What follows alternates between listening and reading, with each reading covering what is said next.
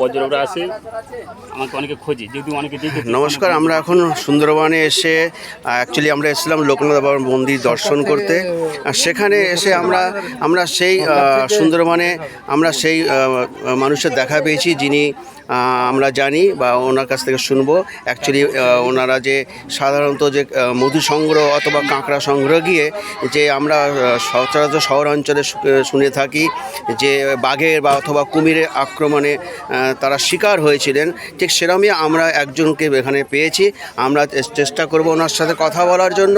ওনার নাম অবশ্যই জানবো, উনি কীভাবে কী পরিস্থিতিতে গেছিলেন, কী পরিস্থিতির মুখে তিনি শিকার হয়েছিলেন ইত্যাদি নিয়ে। দাদা, আপনার নামটা যদি বলেন। নমস্কার, আমার নাম আশিস দাস।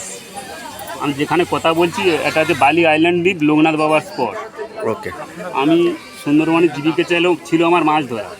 আমি 18 বছর অভিজ্ঞতা মাছ ধরেছি সুন্দরবনে, 18 বছর ধরে। ওকে। 2021 সালের নভেম্বর মাসে আমার বাঘের সঙ্গে লড়াই হয়েছে জঙ্গলে মাছ মারতে গিয়ে। লড়াইটা হয়েছে ডিঙি নৌকার উপরে। কি হয়েছে, ওই দিন আমরা 5 জন করে মাছ ধরতে যাই, ছোট ছোট ডিঙি নিয়ে বেরিয়ে যাই ভারতপক্ষে 8 দিনের জন্য। আমার বাড়ির থেকে আমি বেরিয়ে গেছি, সেদিন সবে 7 দিন হয়েছে। 7 দিন মাছ ধরা হয়ে গেছে। ওকে। সন্ধ্যের একটু আগে আকাশে একটা মেঘ উঠে গেছে। তখন আমার কাছাকাছি একটা খাল ছিল, ধুবনির খাল, খাঁড়ি খাল। ওই খালে ঝড়ের ভয়ে নৌকোটা ঢুকিয়ে দিয়েছি। আর আমার গায়ে জ্বর ছিল, আমি সঙ্গে সঙ্গে অ্যাঙ্কার করে দিয়ে আমি শুয়ে পড়েছি কাঁথা গায়ে দিয়ে। সঙ্গে আপনার সঙ্গে যারা ছিল 7-8 জন বলছেন, প্রত্যেকেই তো ছিল? 5 জন ছিলাম। 5, বাকি 4 জনও? 4 জন বসেছিল আর আমি ঘুমাচ্ছি। আমার ওই 4 জন এত জোরে চিৎকার করতে আমার ঘুম ভেঙে গেছে। আমি কাঁথা সরিয়ে মুখ থেকে দেখছি না, বাঘ দাঁড়িয়ে আছে, চোখে চোখে পড়ে গেছে নৌকার উপরে। বাঘের নিচে আমি তখনই ধরে ফেলেছি বাঘকে, পাঁজা করি জড়িয়ে ধরে বলেছি, মা গো বাঁচাও। ফেটে গেছে, আমি কানে শব্দটা পেয়েছি, মাথাটা ফেটে গেছে। তারপর 8 মাস পরে দেখলাম কথায় কি করেছে আমার। আপনারা যদি ভালো করে লক্ষ্য করেন ওনার মাথার পোর্শনটা দেখুন, আপনারা দেখতে পাচ্ছেন যে এবং নাকে উনি দেখানোর চেষ্টা করছে যে একটা নোকে যে আসর, আর মুখে যাকে আমরা থাবা বলি বা কামড় দিয়েছিল, ওনার পিঠে দেখা যাচ্ছে একটা নোকের দাগও দেখা যাচ্ছে। আমরা সেই মানুষের দেখা পেয়েছি। আর এইটা হচ্ছে গ্যাপিং করে দাও, প্লেট দোকান আছে, ডাক্তার বলেছে স্কাল দোকান আছে, নি এখান থেকে চামড়া তুলে লাগান। দেখেন উনি বলার চেষ্টা করছে থাইয়ের থেকে চামড়া বা প্রয়োজনীয় অংশ মার্সেলটা নিয়ে আপনার মাথার কপালে পোর্শনটা ওখানে প্লেট বসানো আছে। কানের উপরে দেখুন হাড় নেই। উনি দেখানোর চেষ্টা করেছে উনি বাঘের আক্রমণের শিকার হয়েছিলেন মাছ সংগ্রহ করতে গিয়ে। সঙ্গে 5 জন ছিলেন বোটে। উনি স্বাভাবিক শরীর একটু অসুস্থতা বোধ করায় উনি রেস্ট নিচ্ছিলেন। হঠাৎ দেখছেন যে মাথার কাছে বাঘমামা দাঁড়িয়েছিল। তার হটানোর পর এবার নিয়ে আসলে কী করে, 8 মাস পরে শুনলাম, যেহেতু অনেক নিচে হয়েছে, 14-15 ঘন্টা দিয়ে আসতে গেলে সময় লাগতো। আমার সাথীরা ছাড়ানোর সঙ্গে সঙ্গে ফোন করেছে আমাদের বালি আইল্যান্ডে, আমার বাড়িতে ফোন করতে সঙ্গে সঙ্গে আমাদের এই দ্বীপে অফিসও আছে, বিদ্যাপুর টাইগার অফিস, সঙ্গে সঙ্গে খবর দিয়েছে অফিসে দিতে, এলাকার মানুষ খবর দিতে বন দপ্তর ওখান থেকে তুলে নিয়ে চলে এসেছে। দাদা, আপনার হাতের মধ্যে একটা এডি মার্ক করা আছে, দেখা যাচ্ছে কিছু লেখা ছিল স্যার, মানে আমার অ্যাক্সিডেন্টে আগে আশিস দাস বলে, এডি আশিস দাস এডি। আপনারা দেখতে পাচ্ছেন ওনার নাম যে আশিস দাস, সেটা উনি হাতে যাই হোক সে ট্যাটু করে হোক যে কোনো প্রক্রিয়াতে উনি লিখেছেন। অ্যাকচুয়ালি এখন তাহলে আপনার বর্তমান জীবিকা কি? বর্তমান জীবিকা স্যার কিছু নেই। আমার অপারেশন করতে গিয়ে বাবা মা সব জায়গা হারিয়ে ফেলেছে, বিক্রি করে ফেলেছে।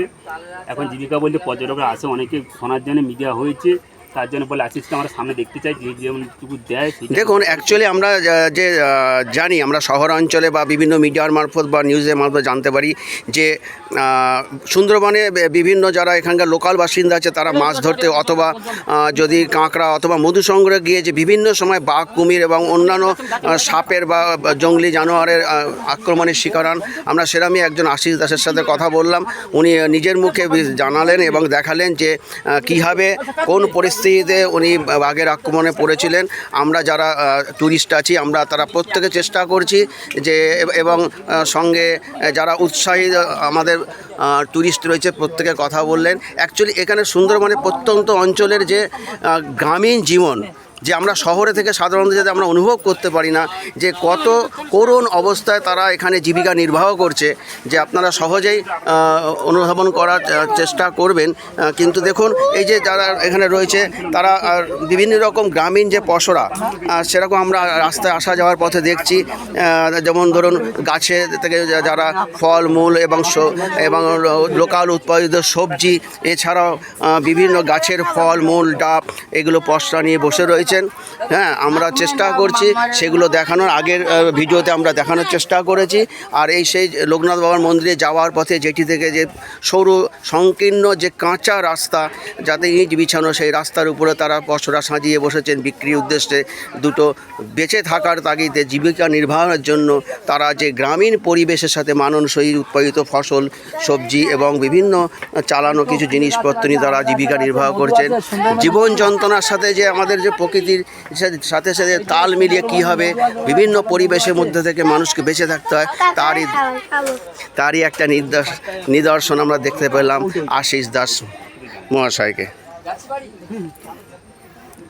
ধন্যবাদ দাদা, নমস্কার, ভালো থাকবেন। আপনারা যারা আমার এই ভিডিও দেখছেন আপনারা প্রত্যেকে চেষ্টা করবেন সুন্দরবনে আসার জন্য এবং চেষ্টা করবেন সর্বতোভাবে সহযোগিতা করবার জন্য, যাতে এখানকার যাতে আপনার সরাসরি যদি সম্ভব হয় কিছু যা পসরা নিয়ে বসেছেন সেগুলো কেনার মাধ্যমে হোক বা অন্য কোনো উপায়ে আপনারা সহযোগিতা করবেন। আর কিছু না হলেও আপনারা অন্ততপক্ষে যদি এখানে ভ্রমণের জন্য আসেন পরোক্ষভাবে আপনারা ওনাদের সহযোগিতা করছেন, এটা মেনে নেবেন। সকলে ভালো থাকবেন, নমস্কার।